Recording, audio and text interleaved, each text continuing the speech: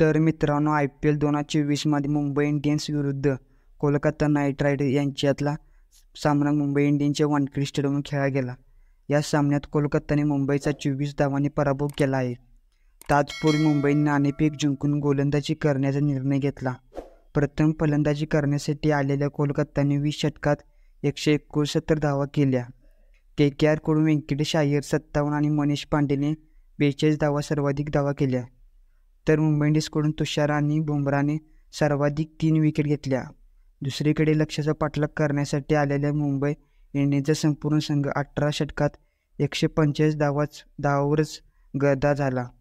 मुंबई इंडियन्सकडून स्फोटक फलंदाज सूर्यकुमार यादवने सर्वाधिक 56 धावांची खेळी केली. कोलकाता नाईट रायडर्सच्या मिचेल स्टार्कने सर्वाधिक 4 विकेट घेतल्या. तर मित्रांनो, व्हिडिओ कसा वाटला कमेंट करून नक्की सांगा. चॅनलवर नवीन असाल तर चॅनल सबस्क्राईब करा. जय हिंद, जय महाराष्ट्र.